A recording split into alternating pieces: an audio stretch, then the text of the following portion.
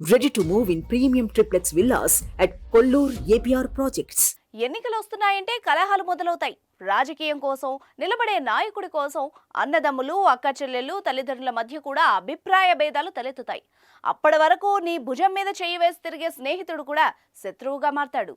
చివరకు భార్యాభర్తలు కూడా రాజకీయ నాయకుల కోసం విడిపోతున్నారంటే మీరు నమ్ముతారా? మీరు నమ్మినా నమ్మకపోయినా నిజం. వైసీపీ అధినేత సీఎం జగన్ కోసం ఓ మహిళ భర్తను వదిలేసింది. భర్త టీడీపీని అభిమానించడంతో అతడితో దూరంగా ఉన్నట్టు స్వయంగా ఆమెనే ప్రకటించడం హాట్ టాపిక్ గా మారింది.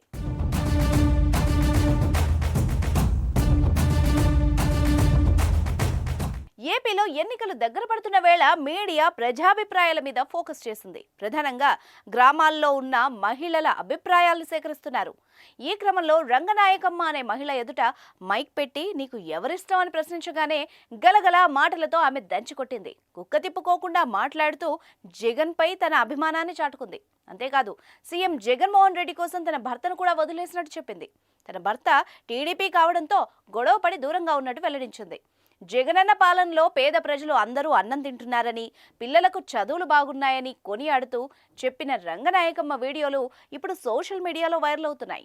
వైసీపీ శ్రేణులు సైతం రంగనాయకమ్మ వీడియోను తెగ వైరల్ చేస్తున్నారు. అయితే మరికొందరు మాత్రం ఆమెను విమర్శిస్తున్నారు. రాజకీయం కోసం కట్టుకున్న భర్తను వదిలేయడం ఎంతవరకు కరెక్ట్ అంటూ ప్రశ్నిస్తున్నారు.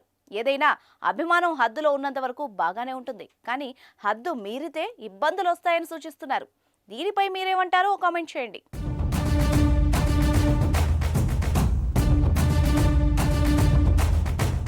జగన్ అన్న కోసం నా భర్తనే నేను వదులుకుంటున్నా. ఆయన ఏమన్నాడు? తెలుగుదేశం ఏమన్నాడు? నేను వేసేది ఫ్యాన్ కి.